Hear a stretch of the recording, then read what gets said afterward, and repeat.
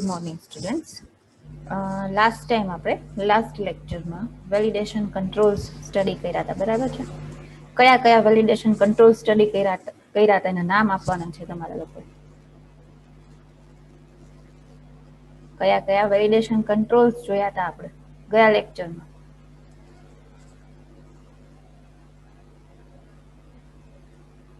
નામ આપો વેલિડેશન કંટ્રોલ્સના. Range validator one is okay. પછી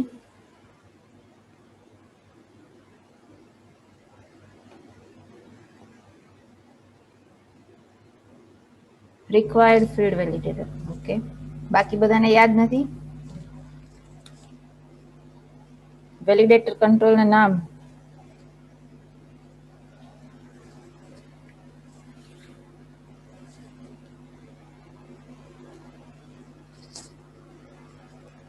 કમ્પેર ફિલ્ડ ઓકે. પછી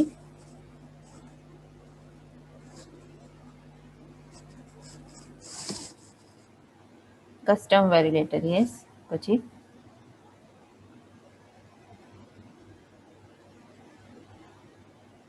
વેલિડેશન સમરી ઓકે. અને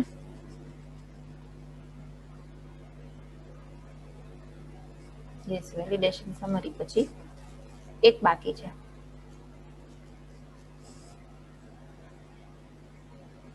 યસ ઈમેલ વાળું વેલિડેટર પણ કયું, એનું નામ શું?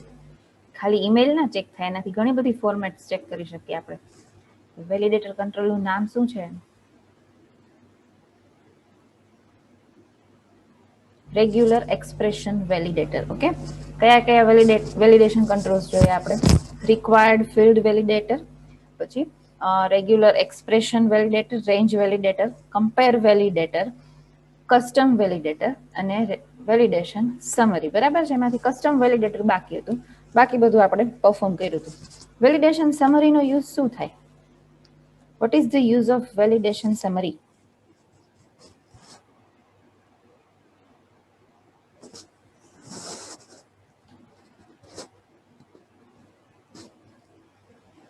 Yes it displays the error list. બાકી એ કાંઈ વેલિડેશન પરફોર્મ નહીં કરે, બરાબર છે? રેન્જ વેલિડેટરનું વર્ક શું? What is the use of range validator?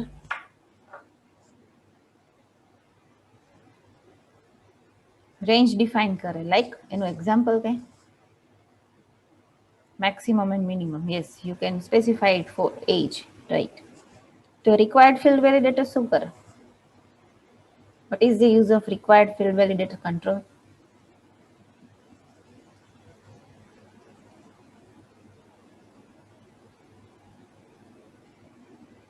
Required field validator control એ ફિલ્ડમાં કમ્પલસરી કંઈક વેલ્યુ ઇન્સર્ટ કરવી પડે, મતલબ એમ્પ્ટી ના ચાલે, બરાબર? એટલે કે નલ ના ચાલે, તમારે કંઈક વેલ્યુ તો એન્ટર કરવી જ પડે. લાઈક ડેટાબેઝમાં કેમ એવું હોય ને તમારે કે જે યુનિક કી તમે ડિફાઇન કરો એટલે એમાં કંઈક નલ વેલ્યુ ના ચાલે, બરાબર? Like that only. Okay.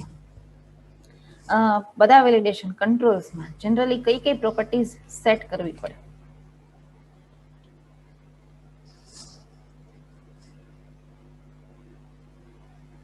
Error message, not only error. પછી કઈ પ્રોપર્ટી આવે? કંટ્રોલ ટુ વેલિડેટ, બરાબર?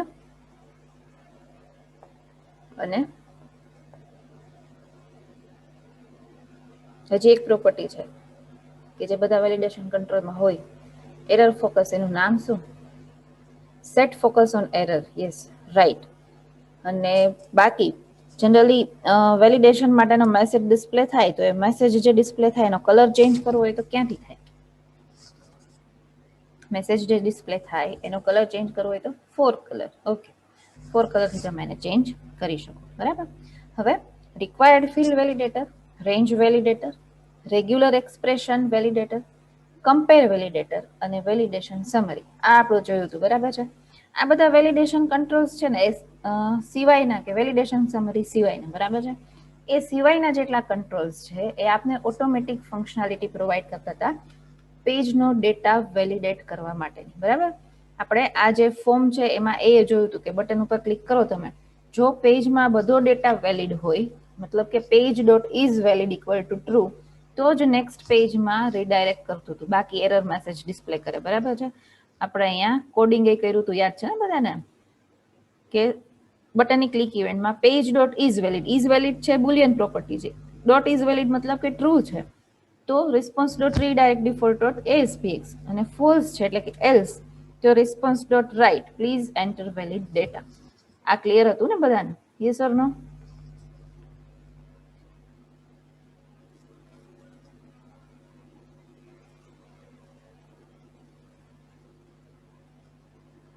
ઓકે. હજી ઘણા લોકોનો એવો ક્વેશ્ચન હતો કે એને જે ફાઇલ્સ નથી આવતી, એને હજી એક વખત બતાવું છું શું કરવાનું છે. ફાઇલમાં ન્યૂ પ્રોજેક્ટ લેવાનું છે તમારે. ન્યૂ પ્રોજેક્ટમાં ASP.NET web application, click on okay, ને પછી આમાંથી એમ્પ્ટી નથી લેવાની વેબસાઇટ, બરાબર, વેબ ફોર્મ્સ લેવાનું છે. તો જાવાસ્ક્રિપ્ટ ને જે કંઈ કન્ફિગરેશન સેટિંગ્સ રિલેટેડ ફાઇલની રિક્વાયરમેન્ટ હોય ને એ બધી એડ થઈને આવશે. એમ્પ્ટી લેશો તો નહીં આવે, ઇવન ગ્લોબલ ડોટ એએસએક્સ ફાઇલ નહીં આવે. બરાબર છે? ક્લિયર બધાને? કઈ ટાઈપની તમારે અહીંયાથી પ્રોજેક્ટ સિલેક્ટ કરવાનો છે? Yes or no? ઓકે.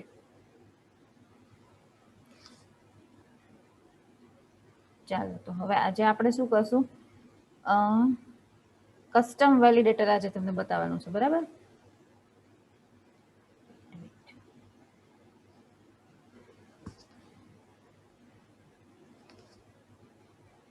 ચલો, સેમ આ જ ફોર્મની અંદર આપણે કસ્ટમ વેલિડેટર માટેનો કોડ લખશું. બરાબર? હવે કસ્ટમ વેલિડેટરથી છે ને આપણે એવું કરશું કે જે ટેક્સ્ટ બોક્સ છે ને એમાં 8 કે પર્ટિક્યુલર કે કેરેક્ટર્સ છે એનાથી વધારે કેરેક્ટર એન્ટર ના થવા જોઈએ. સી, આ વસ્તુ રેન્જ વેલિડેટરથી પોસિબલ નથી. શું કામે નથી? મારે એવું કરવું છે કે ટેક્સ્ટ બોક્સ હું એક સ્પેસિફાઈ કરું ને એમાં કેરેક્ટર્સ છે એ 12 કેરેક્ટર્સ એન્ટર થવા જોઈએ કમ્પલસરી. બરાબર? 12 થી ઓછા નહીં, 12 થી વધારે નહીં. તો એ વસ્તુ રેન્જ વેલિડેટરથી પોસિબલ થાય? હા કે ના? રેન્જ વેલિડેટરથી તો શું થશે, મિનિમમ અને મેક્સિમમ આપી શકો ને તમે, કે મિનિમમ આટલી વેલ્યુ ને મેક્સિમમ આટલી વેલ્યુ, અને એ નંબર ઓફ કેરેક્ટર સ્પેસિફાઈ ના કરે. તમે જે પર્ટિક્યુલર વેલ્યુ એન્ટર કરો છો, ટેક્સ્ટ બોક્સની જે ટેક્સ્ટ એન્ટર કરો છો એને લિમિટ કરશે. બરાબર? તો એના માટે આપણે એવી ફંક્શનાલિટી માટે કસ્ટમ વેલિડેટરનો યુઝ કરીએ છીએ. મતલબ કે કસ્ટમ વેલિડેટર માટે હું તમને એનો ડેમો આપું છું, પણ એ કસ્ટમ વેલિડેટરનો યુઝ કરીને આપણે શું કરશું, તો કે ટેક્સ્ટ બોક્સની ટેક્સ્ટ જે એન્ટર થાય એના નંબર ઓફ કેરેક્ટર્સ છે એને લિમિટ કરશું આપણે. બરાબર? ચાલો,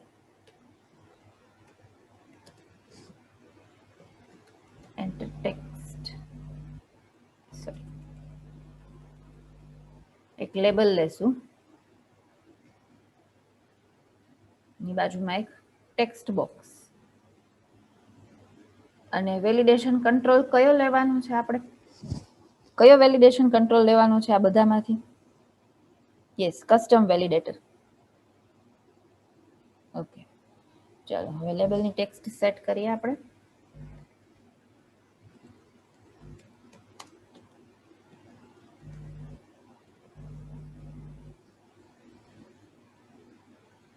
હવે આ કસ્ટમ વેલિડેટરમાં તમારે અત્યારે અહીંયાથી ખાલી કંટ્રોલ ટુ વેલિડેટ, કયું ટેક્સ્ટ બોક્સ છે? 6.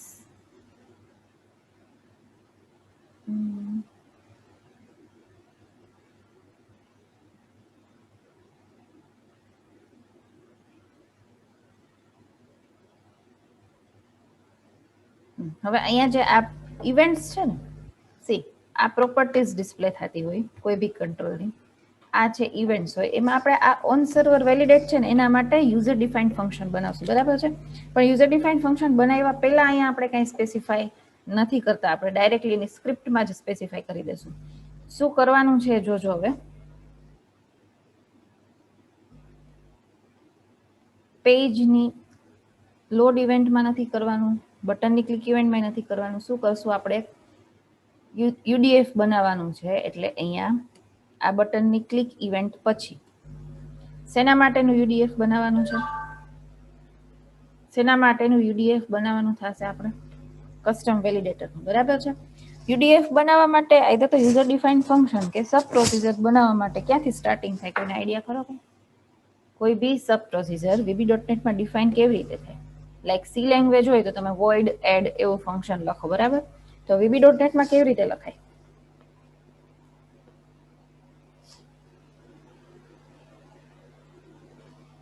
બોલો, સબ પ્રોસીજર VB.NET માં કેવી રીતે લખાય? તમને અહીંયા કે સબ પ્રોસીજર નથી દેખાતી? યસ, પેલા access specifier. That access specifier we are using is protected. પછી સબ કીવર્ડ, પછી શું આવે? પ્રોટેક્ટેડ સબ. પછી અહીંયા ઓલરેડી એક પ્રોસીજર તમારી સામે ડિસ્પ્લે થાય જ છે, procedure name or we can say function name, બરાબર છે? એમાં સપોઝ આપણે એવું રાખીએ છીએ કે કસ્ટમની બદલે CUS_server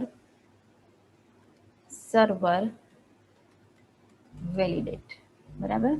CUS કસ્ટમ નથી લખતા કેમ કે કીવર્ડ થઈ જશે એટલા માટે, બરાબર?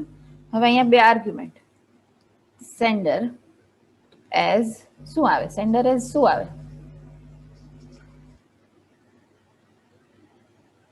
સેન્ડર એઝ પછી શું આવે? ઓબ્જેક્ટ. પછી ઈ એઝ જનરલી ઇવેન્ટ આર્ક્સ, પણ અહીંયા આવશે સર્વર વેલિડેટ ઇવેન્ટ આર્ક્સ, બરાબર છે? આપણે સર્વર સાઇડથી વેલિડેશન પરફોર્મ કરવું છે એટલા માટે. હવે આની અંદર કોડ લખવો છે આપણે કે ઇફ, હવે જે કંઈ વેલ્યુ પાસ થશે ટેક્સ્ટ બોક્સમાં એને હેન્ડલ કોણ કરશે? તો કે ઈ, બરાબર છે? એટલે ઈ ડોટ વેલ્યુ.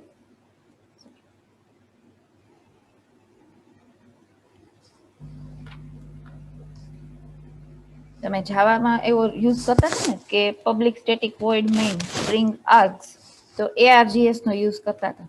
અહીંયા આપણે ઈ ઓબ્જેક્ટ લીધો છે તો ઈ નો યુઝ કરશું, બરાબર છે? ઇફ ઈ ડોટ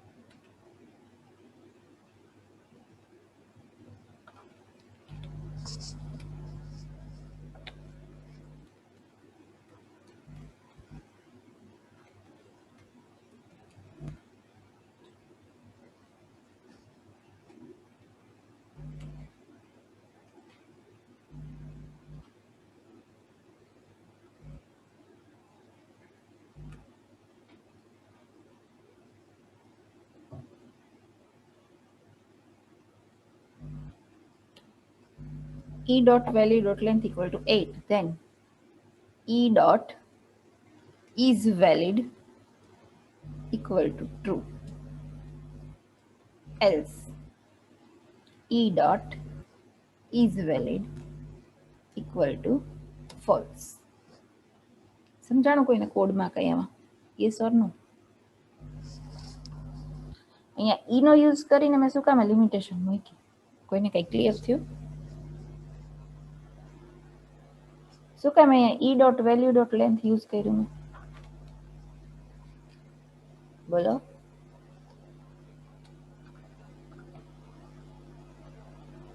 ઓબ્જેક્ટ છે, ઈ ઓબ્જેક્ટ શું હેન્ડલ કરશે?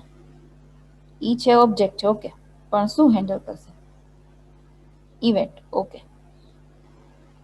હા, કેરેક્ટર લેન્થ તો પછી હેન્ડલ કરશે, વેલ્યુ ડોટ લેન્થ લીધું એટલે, બરાબર? પણ સર્વર વેલિડેટ ઇવેન્ટ હેન્ડલ કરશે. સર્વર વેલિડેટ ઇવેન્ટ એટલે સર્વર સાઇડનું વેલિડેશન પરફોર્મ થશે. આ વેલિડેશનમાં આપણે કયા કંટ્રોલનું વેલિડેશન પરફોર્મ કરવાનું છે? કંટ્રોલ ટુ વેલિડેટ કયો હતો?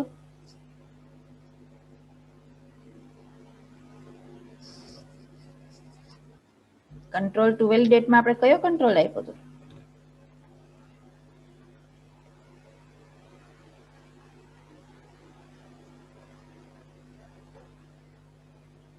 Text box 6, yes.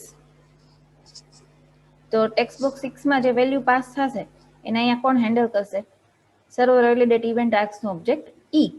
એટલે અહીંયા આપણે ઈ ડોટ વેલ્યુ, વેલ્યુ શું કામે કર્યું ડોટ વેલ્યુ? એનું રીઝન કઈ?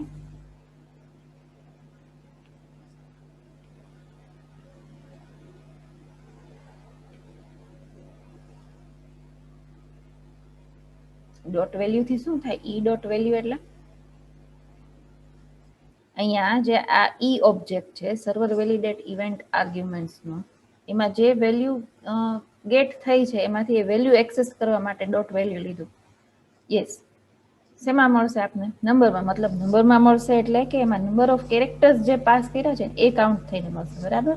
Dot length equal to 8. આ સમજાણું બધાને? હા કે ના?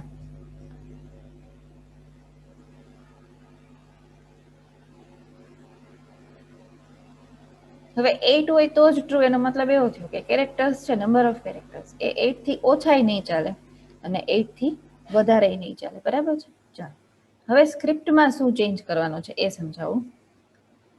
હવે આ કસ્ટમ વેલિડેટરનો એરર મેસેજ આપીએ આપણે. You should enter 8 characters only. બરાબર?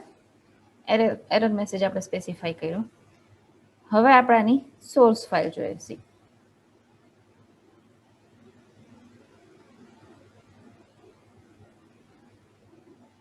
આ આપણું કસ્ટમ વેલિડેટર હતું. એને સિલેક્ટ કરીને સોર્સમાં ASP ટેગ વિઝિબલ છે ને બધાને? Custom વેલિડેટરનું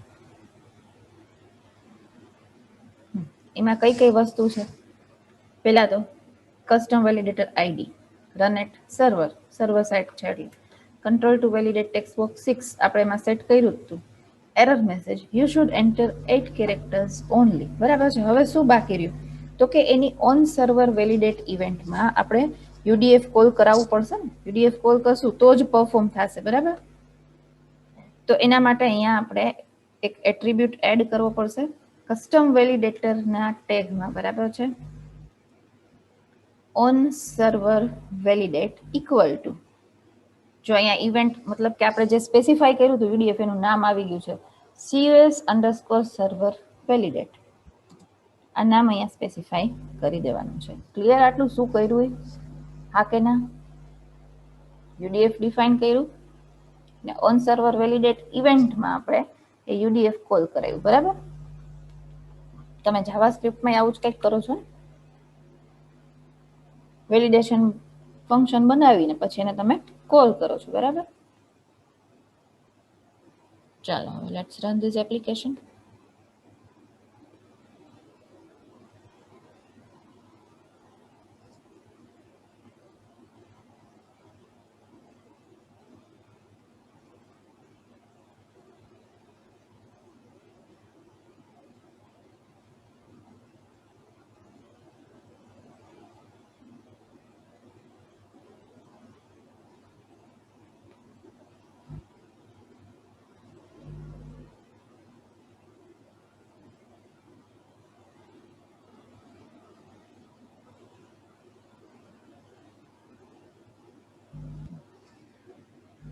Name ABC, email age 30, password ABCD, confirm password is also ABCD અને અહીંયા ટેક્સ્ટ એમાં આપણે 4 5 6 એવી રીતે વેલ્યુ એન્ટર કરી.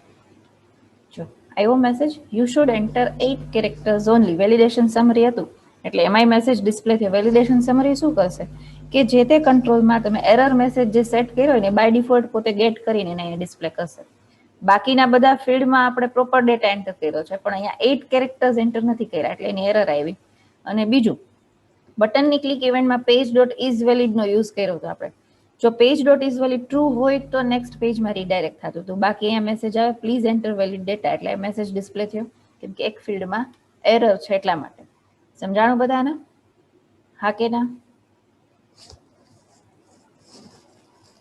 આ આઉટપુટ વિઝિબલ છે ને? ચલો અહીંયા 4 5 6 7 8 9 2 1. સી હવે શું થાય જોઈએ. નંબર ઓફ કેરેક્ટર્સ 8 એડ કર્યા આપણે. થયું ડિફોલ્ટ ડોટ ASPX માં રીડાયરેક્ટ કેમ કે પેજમાં આપણે ઇઝ વેલિડ વાળી ઇવેન્ટ મૂકી હતી બટનની ક્લિક ઇવેન્ટમાં એટલા માટે. ક્લિયર? બધા ફિલ્ડની વેલ્યુઝ વેલિડ હતી એટલા માટે રીડાયરેક્ટ થયું.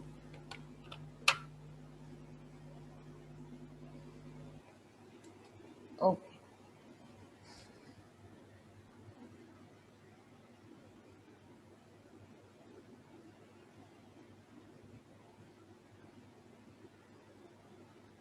ચાલો તો અહીંયા આપણું આજે સેકન્ડ ચેપ્ટર છે એ ફિનિશ થાય છે. સર્વર કંટ્રોલ્સ જોયા આપણે અને વેલિડેશન કંટ્રોલ્સ જોયા, બરાબર છે. સેકન્ડ ચેપ્ટરની અંદર આપણે સર્વર કંટ્રોલ્સ કયા કયા હતા યાદ છે કોઈને? કયા કયા કંટ્રોલ્સ જોયા હતા આપણે?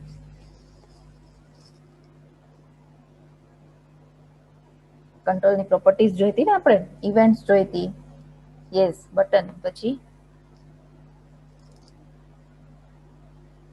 ટેક્સ્ટ બોક્સ, પછી checkbox, yes, label, radio button, panel, પછી રેડિયો બટન લિસ્ટ હતું, એક પ્લેસ હોલ્ડર હતું, બરાબર ને?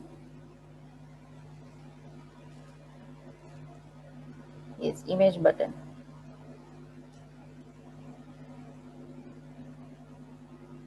લિંક બટન, યસ,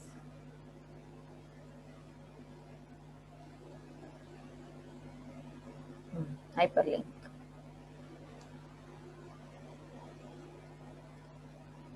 ઓકે, હવે આજે લેબનું સેશન જ્યારે આવશે ને બ્રેક પછી, ત્યારે આપણે સેકન્ડ અસાઇનમેન્ટમાં કયા કયા પ્રેક્ટિકલ તમારે કેટલા લખાણા છે ને કયા કયા એડ કરવાના છે, વેલિડેશન માટેનું હું તમને પ્રેક્ટિકલ આજે આપી દઈશ કે એ જ પ્રેક્ટિકલ તમારે એમાં લખવાનું છે, આપણે ડિસ્કસ કરશું, બરાબર છે. So we are going to end our session over here today. Thank you students.